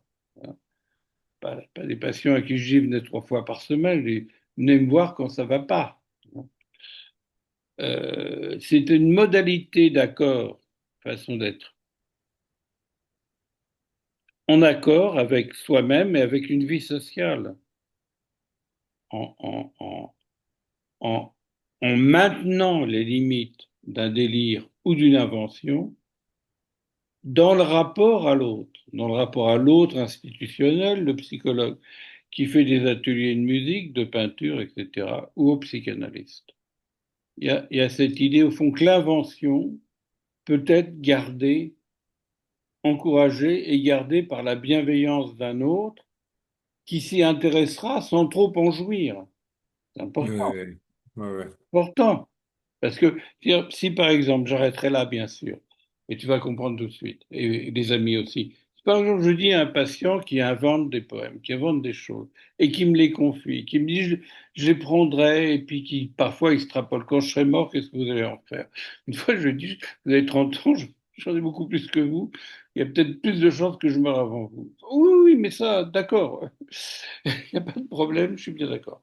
Bon, mais par exemple, si je disais à ce patient, vos poèmes sont magnifiques. Je vais faire un article pour ma revue de psychanalyse. Vous allez voir, ça Oui, va être formidable. Il va ça peut être. décompenser. C'est ça, c'est ça. Il va délirer. Parce que ce que je lui offre, c'est pas que je l'accueille, c'est que ça me fait jouir. Voilà. Ouais.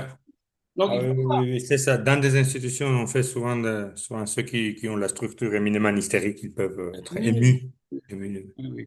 Donc, tu vois pourquoi je dis qu'on ne peut pas parler de forme actuelle de la psychose si on ne parle pas de l'institution de soins et ce qui se passe dans l'institution du dispositif analytique. Oui, oui, oui. Ah, mais c'est tout, c'est ma thèse, elle peut être critiquable. Tu traduis, je prends une question, d'accord? ვე ორი შენიშვნა ერთი რომ წერა მაგალითად წერა შეიძლება იყოს ფსიქოტიკისთვის ფორმა და გზა რეკონსტრუქციის მისი ურთიერთობების მისი სამყაროსთან ჩამოშლილი ურთიერთობების რეკონსტრუქციის ფორმა აქაც ჩვენ ლაპარაკობთ ენვანსიონ ესე იგი აღმოჩენაზე აღმოაჩინოს მან აი ამ დიდი ზღვის წამლეკავი თქმობის მაკონდენსირებელი გზა ამიტომ და მაგრამ შეიძლება მოხდეს მოვლენა მის ცხოვრებაში რომელმაც შეიძლება ჩამოშალოს მისი გრძნობა რომ მას საერთოდ სხეული აქვს ეს მოვლენა შეიძლება იყოს მათ შორის სექსუალური თქმობა ფსიქოტიკის ცხოვრებაში როგორც შემოჭრა სხეულში მაშინ როდესაც ეს ფსიქოტიკი ვერ ეყრდნობა თავის სხეულს სადაც შეიძლება იყოს ამ თქმობის ადგილი ანუ მაგალითად პირველი ორგაზმი შეიძლება როგორც თქმობა რომელიც არ არის სუბიექტივირებული შეიძლება იყოს განცდილი როგორც ჩამოშლის მიზეზი ფსიქოზის დროს მაგალითად ო მოიყვანა ორივე მათემატიკოსის მაგალითი ცნობილის რომელმაც შექმნა ანსამბლ როგორ ქვია ამას თეორია მთლიანობების თუ Bon, ხო და ამავე დროს ხო უნდა თქვათ ესე იგი რომ ეს აღმოჩენები ეს ის რასაც აღმოაჩენს ფსიქოტიკი როგორც ფორმებს როგორც მეთოდს როგორც ტექნიკას იმისთვის რომ სუბიექტის ურთიერთობა ამ წამლეკავ სხვის თქმობასთან გასაძლებელი იყოს და ის რაც არის მიზანი ინსტიტუციის და ის რაც არის მიზანი ფსიქოტიკ პაციენტებთან, ეს არის ის, რომ საკუთარ თავთან და სოციუმთან ცხოვრება შეძლოს ფსიქოტიკი, რომ ის არ იყოს მუდმივად პერტურბირებული და დეზორგანიზებული ამ თქმობით. და ამავე დროს ჩვენ ამას აკეთებენ ფსიქოლოგები ინსტიტუციაში, ეს არის მუსიკათერაპია, არტ-თერაპია, ეს არის ფსიქოლოგების მუშაობა, მათ შორის ფსიქოანალიტიკოსების როგორც თერაპევტების მუშაობა ინსტიტუციაში და ასე შემდეგ, მთელი ჯგუფის ინსტიტუციის როგორც სხეულის, ხო? მაგრამ ამავე დროს ჩვენ არ უნდა ვიყოთ ძალიან აღფრთოვანებული იმ მეთოდებით და იმ აღმოჩენებით, რომლითაც ფსიქოტიკი იჭერს თავის თავს. მაგალითად, თუ კი მე მოდის ჩემთან პაციენტი და მეუბნება, რომ ო, რა კარგი რაღაცა პოემა დავწერე და ასე შემდეგ და ასე შემდეგ და თუ მე მას ვეუბნები, რომ აუ ეს საოცრება, ეს უნდა სასწრაფოდ ჩვენ გამოაქვეყნო და ასე შემდეგ, ანუ თავად შენ არ უნდა შექმნა ამისგან ტკბობა. შენ არ უნდა, ესე იგი, ჩავარდე ტკბობაში, წინააღმდეგ შემთხვევაში ამან შეიძლება გამოიწვიოს კიდევ მეტი დეკომპენსაცია ფსიქოზის დროს და მე უბრალოდ დავამატე, რომ ჩვენს ინსტიტუციებში ისტერიული სტრუქტურის ასე ვთქვათ, ადამიანები ხშირად ფსიქოტური აი ამ შემოქმედებითი მით ზედმეტ აღფრთოვანებას გამოხდათ, ანუ ხომ პირდაპირ ტკბებიან ამით. ეს ეხება არტ-თერაპევტებს. Bien. La Alors, miss. Merci beaucoup, Olivier. Je vais demander au d'accord. public. Hein. Alors, avant qu'on passe aux questions, est-ce que vous avez reçu ça? Journal des psychologues. Non, pas encore, pas encore. Pas encore? Ah ben alors, je vais vous le montrer. Hein. Voilà, journal des psychologues. Alors, le journal des psychologues, faut leur expliquer. Je suis au comité de rédaction du journal des psychologues et j'ai proposé qu'on fasse un numéro qui s'appelle L'enfant, sa famille, le clinicien. Voilà. Mhm. Et à ce moment-là, j'ai choisi mes auteurs, évidemment, mais j'ai demandé à Nanouka de faire quelque chose. Et puis j'ai demandé aussi à Catherine Saladin de faire quelque chose. Et quand on a discuté, Catherine et moi, il est apparu que ce serait bien que nos amis de Géorgie travaillent. Mhm. Je remercie énormément Tamar, Syrah et Hélène de leur magnifique contribution. Voilà. Si vous ne l'avez pas reçu, il faudra me le dire, je vais me débrouiller pour que vous le receviez. Oui, oui, oui, Voilà. En tout cas, oui, oui, merci. c'est formidable, oui. Anu, Olivier Alors, Watson, alors c'est bien pour vous aussi, enfin pour moi c'est formidable parce que c'est un dossier qui est bon, mais c'est aussi bien pour vous parce que ce journal est lu par environ 10 000 personnes. Donc, 10 000, 10 000. oui, de temps en temps, je me suis dit qu'il fallait que je m'occupe des revues qui sont très diffusées et qui sont restent de très bon niveau. Oui, Et Anu, maintenant, tout le monde est ravi hein, à la rédaction, tout le monde est très très content de ce numéro. c'est vrai. Oui, Merci, merci. alors, je ესე იგი, prends. ოლივიე გამოსცემს ესეთ ჟურნალს, ძალიან პოპულარული ჟურნალია, რომელსაც ოლივიე ამბავს ყავს 10,000 მკითხველი, ყოველ ნომერს 10,000-მდე ადამიანი ყიდულობს. და ამ ერთ-ერთი ეს გამოცემა არც თუ სქელტანიანი მიეძღვნა ბავშვი, მისი ოჯახი და კლინიცისტი და ამ ჟურნალს ეს ჟურნალი დაეთმო მთლიანად ჩვენი კოლეგების მწვანე სახლიდან თამარ კუპრეიშვილის, ცირა გულუას და ელენე ბარამიძის ერთობლივ სტატიას, ძალიან საინტერესო სტატიას, რომელიც გამოქვეყნდა ამ ჟურნალში, რომელსაც ჩვენ ვაჩვენებთ და ეხლა Olivier, რაც ჩვენთვის არის ძალიან ძალიან სასიხარულო. Olivier, merci beaucoup. J'ai relu cet article, c'est formidable et on est très très fiers et très contents de ce travail commun qui est Alors, assez très fier de particulier et vous. formidable. Moi, je suis très fier de vous. Et puis, j'ai trouvé génial que vous fassiez un séminaire d'été qui a été Oui. particulièrement suivi. Hein. Voilà. Alors, sur les questions très lacaniennes, je crois que vous invitez un ami de l'école de la cause. Je me trompe ou pas? Allô? Oui, oui, je ne sais pas, peut-être qu'ils vont venir C'est plutôt Fabienne. vers le juin, je pense. C'est Fabienne. Fabien Ah Fenger. bien, oui, oui, oui, oui. Alors lui, il est très très fort, hein. Et vous faites très bien de l'inviter. Bon, ensuite, il faudra voir s'ils sont pas un peu gourmands, mais ça c'est autre chose, vous êtes grand. Mais sur les questions lacaniennes, c'est vraiment une des personnes qui connaît le mieux Lacan. C'est vrai. Ouais. Donc n'hésitez pas à le bombarder de questions, hein. Mhm. ჩვენ უნდა მოვიწიოთ ახლა უნივერსიტეტიდან პარიზვარდან ესეთი ფაბიენ ფრანჩუკ Fenjang. Fenjang. Je crois qu'il est argentin. C'est Oui, une oui, très- რომელიც არის ერთ-ერთი ყველაზე ცნობილი ესეთი წოდნე ლაკანის და ოლივია ბოს როცა ჩამოვა ეცადეთ რომ დაბომბოთ ბევრი კითხვებით. Bien, alors, sur ce que j'ai pu dire là, est-ce que vous avez des questions qui pourraient faire le lien avec vos grandes journées d'études là, qui étaient géniales, votre séminaire d'été, que vous tenez en été, vous? C'est Oui, bien. oui, oui, oui, c'était beau ces journées. Oui, oui, ça Ah m'a. oui, c'est formidable. Oui. Alors, bravo, Mm. bravo, formidable. Bien, est-ce qu'il y a des questions ou pas? არის კითხვები? Voilà, Aristi, je sais pas trop quoi.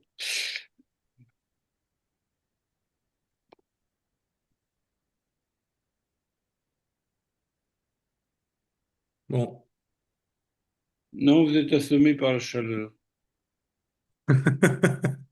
Non, ça je peux comprendre. Vous savez, Olivier, c'est pas une question, c'est plutôt, c'est que, surtout la situation en Géorgie, l'institution, il y a Oui, des choses dans des institutions, il y a plusieurs institutions ces dernières années.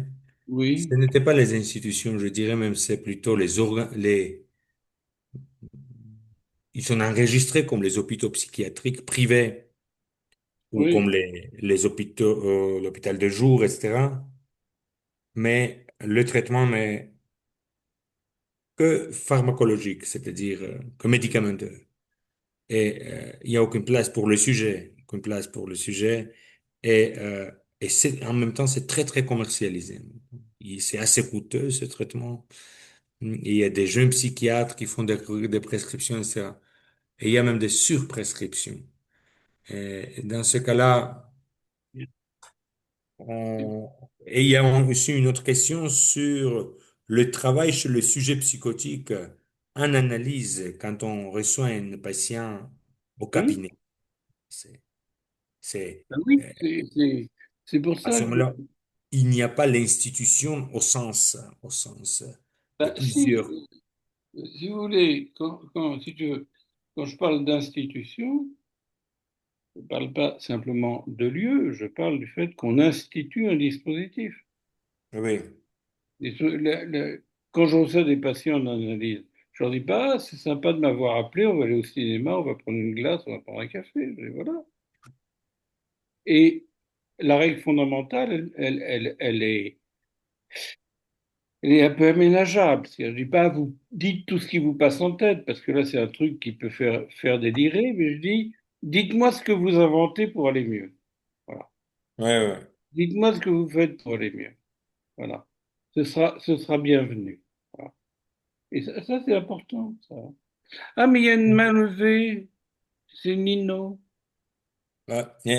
ჩემი კითხვა იყო რომ ну, დღეს როცა კომერციალიზაცია ხდება ამ სფეროსი საქართველოში მით უმეტეს როცა ინსტიტუციებში საერთოდ არ არის ადგილი სუბიექტისთვის ხდება უკიდურეს მედიკალიზაცია ეს ერთი უბედურება და მეორე კითხვა იყო ჩემი როცა ფსიქოტიკ პაციენტს იღებ კაბინეტში როცა ეს არ არის ინსტიტუციის ფარგლებში და მაგრამ მეორე მხრივ ორივე პასუხობს რომ ცხადია კაბინეტში მიიღებას ფსიქოტიკის გულისხმობს ინსტიტუციას ესე იგი გარკვეულად ინსტიტუე ფრანგულად ნიშნავს ზნა აღმართო დააფუძნო დაამყარო გარკვეული დისპოზიცია სუბიექტთან რომელიც მას დაეხმარება აი ამ ენვანტივიტე აი ამ იყოს ესეთი აღმომჩენი და როცა მოდის ფსიქოტიკ პაციენტი მე მას არ ვეუბნები თქვით ყველაფერი რაც თავში მოგივათ რასაც როგორც ჩვენ მიმართავთ ნევროზის დროს პაციენტს არ მეთეუნები მითხარით რას აკეთებთ ახლა იმის რო უკეთ იყოთ რა რა რა შველი თუ ახლა ამ ბოლო დროს და ასე შემდეგ რომ მას ჩავეჭიდოს და მე აქედან ინსტიტუციის დისპოზიცია შექმნას, რომელიც დაეხმარება. დიახ, ნინო, თქვენ გქონდათ კითხვა? დიახ, თუ შეიძლება დავსვამოთ შეკითხვას. მ, შეიძლება? დიახ, თასოთ, კი რა თქმა უნდა. გიგა, მოკლედ, როდესაც სურვილზე და ფალიკურ პოზიციის დაკავებაზე იყო საუბარი, მოკლედ ახსენა ოლივიემ, რომ მნიშვნელოვანი ეტაპია და ფაზა არის ბავშვის ცხოვრებაში, რომ ან თავად უზრუნველყოს, რომ სხვა შეუსოს, თვითონ დაიკავოს ფალიკური პოზიცია და სხვა შეუსოს, ან სხვისგან მოითხოვოს მისთვის სასურველი ფალიკური პოზიციის შევსება, თუ სწორად გავიგე. ეს ორი დისპოზიცია და ჩემი კითხვა არის, რომ რა განაპირობებს ამ არჩევანს, იმიტომ რომ ჩემი აზრით არა მხოლოდ ბავშვი, არამედ ადამიანი შეიძლება თუ არ იმუშავებს ამ საკითხებზე, მთელი ცხოვრება აკეთებდეს ამას.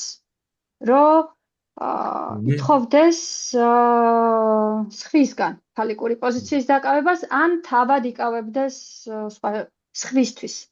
და მე მაინტერესებს, ან ორივეს ურთიერთქმედებას აკეთებდეს, თქვათ. დიახ. Olivier, madloba, Nino. C'est que Olivier, c'est la question, c'est que on a dit qu'il y a cette phase justement quand le sujet occupe pour l'autre comme l'objet phallique, il s'offre à l'autre comme l'objet phallique ou l'objet du désir de l'autre, et aussi il peut demander à l'autre de recevoir que l'autre occupe cette place, c'est-à-dire où il demande activement à l'autre cet amour et ce phallus, et il peut occuper cette place. Et comment on peut s'en sortir de cette dialectique? Et si vous voulez, en même temps, on peut tout le temps et toute la vie rester dans cette dialectique de demander quelque chose à l'autre ou essayer d'occuper cette place pour l'autre, tout le temps. Bon, alors, écoute, il y a deux choses. Il y a un moment où on peut ne pas y croire. C'est-à-dire que quand j'ai indiqué que c'est une étape, il y a un moment de décroyance de cette étape, c'est l'adolescence. C'est la dépression adolescente. Hein, où, au fond, l'autre ne me complète pas plus que je ne le complète. C'est pour ça que quand on accueille des adolescents dépressifs, il faut évidemment les aider à sortir de la dépression, mais comprendre aussi que c'est une phase de maturation. Voilà. Ensuite, qu'il y ait des gens qui restent amoureux de leur névrose au point de ne pas pouvoir s'en défaire, bah oui. Les patients ne nous parlent que de ça. Dans la manie qu'on a de parler des gens toxiques, des pervers narcissiques et toutes ces conneries, des conneries, on a quand même l'impression qu'on désigne celui qui ne peut pas changer son mode de jouir de l'autre ou de faire jouir l'autre. C'est pour ça qu'il y a souvent d'authentiques psychotiques dans l'affaire. Bon. La réponse assez agréable qu'apporte Lacan, c'est que ce qui permet de se sortir d'affaire, c'est l'amour, qui ne veut pas dire le bonheur. Mais bon, c'est le semblant, c'est l'amour. C'est le traitement amoureux du semblant. Alors, l'autre n'est pas tout pour moi, mais je suis bien avec l'autre. C'est pas si mal.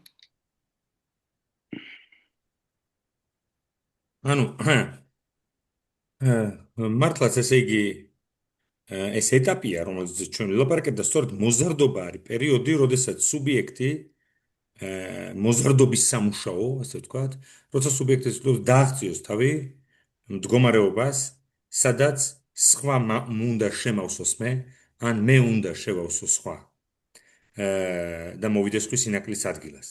და მოზარდობის პერიოდის დეპრესია სწორედ არის ეს დეპრესია, როცა მოზარდი აღმოაჩენს ნაკლს თავის თავში და ამავე დროს იმას, რომ მას არ შეუძლია უპასუხოს ხვის სურვილს მთლიანად, მშობლის სურვილს მთლიანად, ისე როგორც აღმოაჩენს, რომ მშობელია უძლური უპასუხოს მას მთლიანად. და რომ ამ ორ სუბიექტს, მშობელს და მოზარდს არ შეუძლიათ ერთმანეთის შევსება, რომ აქ არის ნაკლი და ეს შეუძლებელია. მაგრამ არიან ადამიანები, ხალხი, რომლებიც შეყვარებულია პირდაპირ თავის ნევროზში.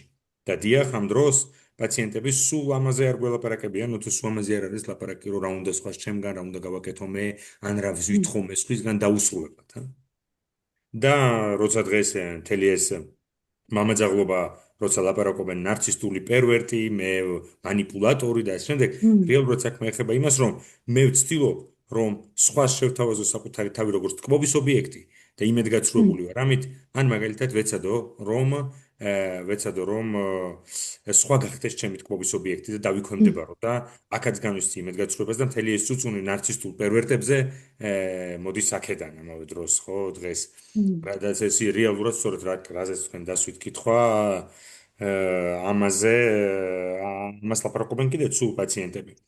და ლაკანის პასუხი არის ის, რომ ის რასაც აქედან გამოვყავართ არის სიყვარული. რომ სიყვარული მდგომარეობს იმაში, რომ კი ბატონო, მე ვერ ვავსებ სხვა მე ვერ ვავსებს მე, მაგრამ მე კარგად ვარ ამ სხვასთან. ანუ ფაქტიურად თუ მოზარდობაში მოხდა ამისი მოვლა და ასე თქვა დამუშავება ამ საკითხის დამუშავება, მერე ნუ აღარ გასდევს. არა, ეს გლობალური ადამიანური საკითხია, ამის მოვლა არ ვიცი მოზარდობაში. შეიძლება მოთხოვნა. ხო, ყოველ შემთხვევაში აქ არის მოზარდობის ხო, დამუშავებას გულისხმობ უფრო სწორად რა. თუ მოზარდობაში სწორად დამუშავდა, თქვა, გაიარა ადამიანმა ეს ეტაპი და მიიღო, ანუ კასტრაციასთანაც არის დაკავშირებული, ხო? და ოიდიპოსთან. Et aussi, Nina, elle dit que ça peut être lié à la castration aussi, à l'acceptation du manque et de la castration dans l'adolescence pour cesser d'être toujours dans cette position de demandeur ou de quelqu'un qui doit recevoir quelque chose ou s'offrir quelqu'un l'autre. Oui, mais c'est très, très intelligent. Très intelligent. Il faut lui dire que c'est très intelligent. Mais ce que découvre l'adolescent, c'est que la castration, c'est la castration de l'autre. Que l'autre n'est pas tout puissant. C'est ce passage-là qui signifie à la fois un moment de triomphe adolescent et de dépression adolescente. L'aspect un peu maniaco-dépressif de l'adolescence. Ça ne veut pas dire psychotique. Une maniaco, l'autre n'est pas tout puissant, ça veut dire, et dépressif, mais alors si son manque est de structure, je ne peux pas le combler. Comme ça.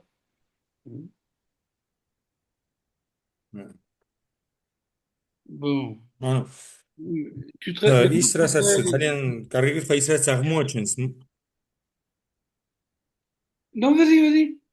ის რაც აღმოაჩენს მოზარდი არის კასტრაცია, არა საკუთარი სხვისი კასტრაცია, რომ სხვა არის კასტრირებული, რომ ესე იგი სხვა არ არის ყოლის შემძლე.